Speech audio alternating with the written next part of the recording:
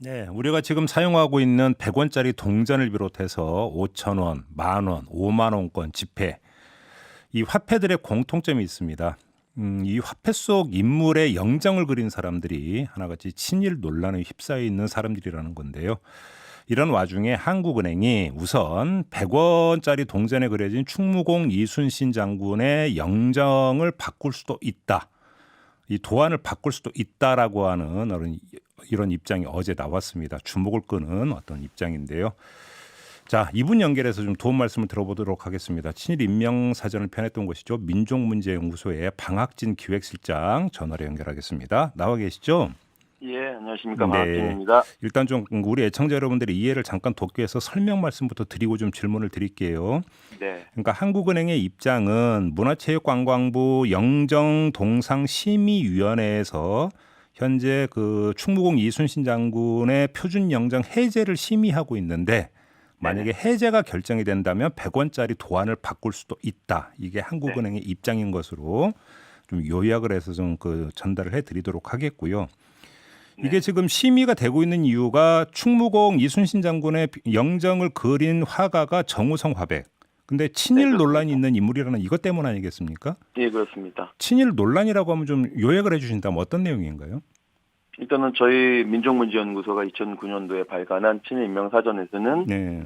그 화가 장우성, 월전 장우성 씨인데요. 네. 이분을 친일 인명사전에 등재했기 때문에 저희는 이제 친일 인물이라고 주장하는 것이고 네. 뭐 유족이나 기타 월전 장우성 씨의 뭐 후배 그룹이 되겠죠. 이런 분들은 그것을 적극적으로 부인하고 있기 때문에 예.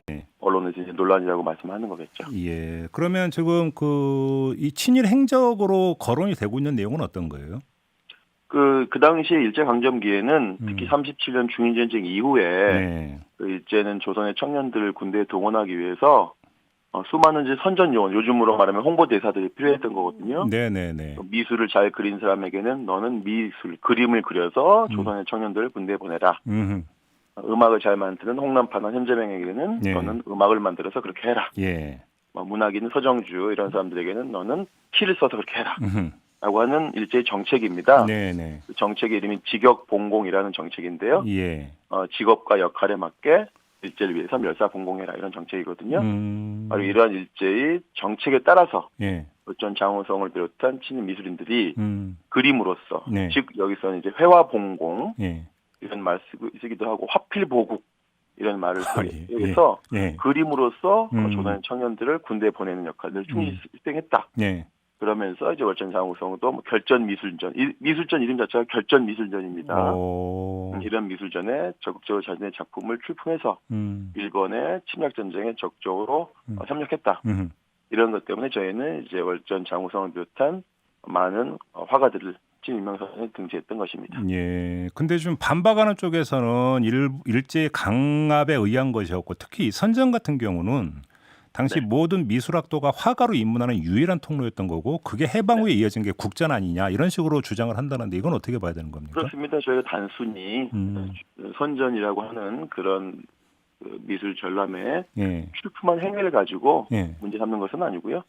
그 그림의 성격이라든지 그 그림의 내용이라든지 그 그림을 장우성의 경우에는 그 그림을 그려서 1등상을 받았거든요. 예. 경복궁상 경복궁에 있는 궁궐 그 궁궐 이름을 붙여서 경복궁상이 최고 1등상이거든요. 예. 조선 총독부 제1회의실에서 시상식이 있었습니다. 네, 그러면서 대표도 이분이 답사를 해요. 수상자 대표에서 기록이 나옵니다. 아주 떨리는 마음으로 감격에 찬 마음으로 답사를 했다. 이런 식의 일제 강점기 당시 신문 기록이 나오기 때문에 그런 이유들로 해서 적극성 이런 것들이 좀 반영이 돼서 장우성 씨를 인명사전에 등장이 된 것이죠. 근데 좀 또 그림 그린 행위 자체만 가지고 친일이라고 하진 않죠. 예. 그리고 또 이제 다른 김은호, 김기창 이런 사람들도 이제 화폐 속 인물의 영정을 그린 사람들이잖아요. 근데 이 사람들도 지금 친일 논란에 휩싸여 있다면서요. 그 장우성의 경우에 문제가 되는 것이 이순신 표준영정을 그려서 그 표준영정 바탕으로 100원짜리 조화에 들어가 있는 것이고요. 그 만원권에 있는 세종대왕. 이 세종대왕은 운보 김기창 화백의 그림인 것이고 이 김기창의 표준영정 바탕으로 지금 화폐가 도안이 되어 있는 것이고 또 역시 김기창이 그린 그 표준영정 바탕으로 광화문에 있는 세종대왕 동상. 이런 것들이 계속적으로 보급되고 있고 활용되고 있고 이런 것이죠. 예. 그럼 이 두 사람도 전부 다 친일 인명 사전에 등재가 된 사람들입니까? 그렇습니다. 예. 친일 논란에 휩싸여 있는 사람들이 역사 속 인물의 표준 영정을 그렸다. 그리고 네. 그게 또 화폐 속 인물로 채택이 됐다. 네. 이걸 도대체 어떻게 봐야 될지 모르는데, 근데 일단 좀 하나 궁금한 게 표준 영정이라고 하는 개념을 계속 지금 저희가 이야기를 하고 있는데 이게 무슨 네네. 이야기입니까? 표준 영정이라는 게? 표준 영정은 우리가 이제 어떤 분의 인물을 네. 뭐 살아있는 인물도 마찬가지고 돌아가신 우리 위인들의 예. 초상화를 영정이라고 하지 않습니까? 예. 표준이라고 하면 스탠다드, 즉 국가가 영정을 지정했다는 것이죠. 이게 쉽게 말하면 네, 세종대왕이나 이순신 장군은 우리가 그 얼굴을 알 수가 없지 않습니까? 네. 예, 아무도 알 수 없죠. 그렇기 때문에 이전 표준영정 제도가 도입된 1973년 이전에는 자유롭게 그런 것들을 화가들이 그렸던 것이죠. 내가 생각하는 이순신 장군, 내가 생각하는 세종대왕 이런 분일 것이다. 예. 최근에 영화에서도 어떻게 보면 탤런트 최수종 씨가 어떨 때는 세종대왕으로 나오기도 하고, 어떨 때는 한석규 씨가 세종대왕으로 나오기도 하고, 그건 자유로운 그 작가들의 예술의 영역이거든요. 네. 그런 것들을 이제 박정희 대통령은 보기가 좀 불편하셨나 봐요. 73년이면 유신 때네요, 그러면? 그렇습니다. 회기라, 뭐 이런 것이 이제 박정희 대통령 통일화, 회기라. 이런 게 박정희 대통령의 기본적인 모토이기 때문에, 예. 특무검 표준 영정이 많다. 영정이 많기 때문에 이걸 통일하라고 직접 지시합니다. 바로 아산의 현충사를 방문해서요. 예. 국가가 이런 예술 영역을 개입하기 시작하는 것이죠. 그래서 한마디 표준 영정은 미술판 국정교과서다. 이렇게 얘기할 수 있는 겁니다. 근데 지금 요번에 그 이순신 장군의 표준 영정을 해제해달라고 신청한 곳이 현충사라면서요. 근데 저희가 이제 현충사가 신청을 요청하기 전에 저희 민족문제연구소 회원들이 오래전부터 특히 2000년도 언제입니까? 그 상당히 오랜 동안 저희가 이것을 주장을 했습니다. 요청을 했습니다. 네. 요청을 드렸던 것이 그 요청을 받아들여서 현충사를 관리하는 현충사관리소에서 영정 그 심의위원회에다가 요청했는데 두 차례 거쳐서 그것이 불허가 된 것이죠. 이게 그러니까 2010년하고 2017년 두 번에 걸쳐서 충무공 표준 영정 해제 검토를 했지만 반려가 됐다고 하더니 이때는 왜 반려가 됐던 거예요, 그러면? 예, 그렇습니다. 그 표준 영정 심의위원회 규정을 보면 그 표준 영정을 지정은 했지만 나중에 해제할 수가 있는 몇 가지 근거가 있거든요. 가령 뭐 이 표준 영정이 뭐 훼손이 됐다든지 나중에 알고 봤더니 진본 초상화가 있어서 표준 영정을 쓸 필요가 없다든지 세 번째는 사회 통념상 이 표준 영정을 바꿔야 되겠다.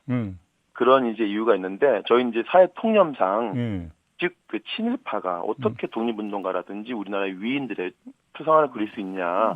그래서 이것은 사회 통념상으로는 바꿔야 될 사항이다. 근데 그걸 안 받아들인 거예요? 바로 그거를? 문제 제기를 했고 그것을 이제 현충사 관리사무소에서도 상당하다라고 해서 표준영정 심의위원회에 요청했는데 두 차례에 걸쳐서 이런 거죠. 결과적으로 친일파가 독립운동가라든지 위인의 그림을 그리는 것은 사회통념상 비추어 아무 문제가 없다고 판단한 것이죠. 헐, 이유가 그런 거라고요? 그렇습니다. 그러니까 이야기 나온 김에 하나만 더 여쭤볼게요, 실장님. 보통 다른 나라 화폐를 보면 화폐 속 인물이 건국의 아버지라거나 그러니까 독립에 앞장섰던 민족의 영웅이거나 이런 사람들이잖아요. 네, 그렇습니다. 그런데 지금 우리나라는 동투사가 지금 화폐 속 인물이 한 명도 없잖아요. 왜 이러는 거예요? 그게 대한민국이 참 유일한 경우인데요. 2차 세계대전 이후에 식민지로 해방된 나라 중에 대부분의 나라들은 독립운동가들을 화폐에 넣고 있죠. 대표적으로 베트남의 호치민, 그다음에 그 터키의 케말 파샤, 그렇죠. 그다음에 인도의 그 우리 간디, 이런 분들은 다 민족의 영웅이고 독립의 영웅 아니겠습니까? 화폐에 있습니다. 우리나라는 정말 35년 동안의 일제강점기를 극복한 정말 전 세계에도 유례가 없는 훌륭한 독립운동을 했던 역사가 있는 것인데 화폐에 아무도 없는 거죠. 예, 독립운동가들이. 이런 것도 이제 해방 이후에 반민특위가 해체되고 실패하면서 친일 문제, 역으로 말하면 독립운동을 선양하자고 하는 그런 기류들이 특히 사회 기득권 층에서는 그런 마인드가 없었던 것이죠. 그래요.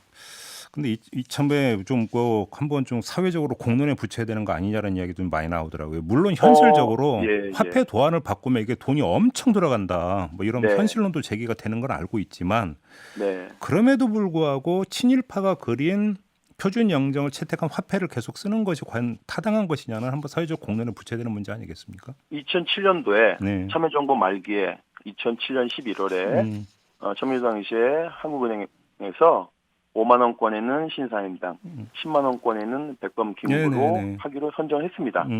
그리고 나서 2개월 후에 정권이 바뀌었죠. 이명박 정권으로. 네. 이명박 정권이 들어서서는 2009년 1월 달에 한국은행은 다시 아무런 이유도 없이 정부의 요청에 따라 백범 김구가 들어간 10만 원권 발행을 추진하기를 중지했다. 추진을 중지했다. 이렇게 밝힙니다. 정부의 요청에 따라. 예, 앞으로 이 부분은 저희가 앞으로 조사가 필요한 부분입니다. 알겠습니다. 자, 말씀 여기까지 들을게요. 고맙습니다, 네네. 실장님. 네. 네. 민족문제연구소의 방학진 실장이었습니다.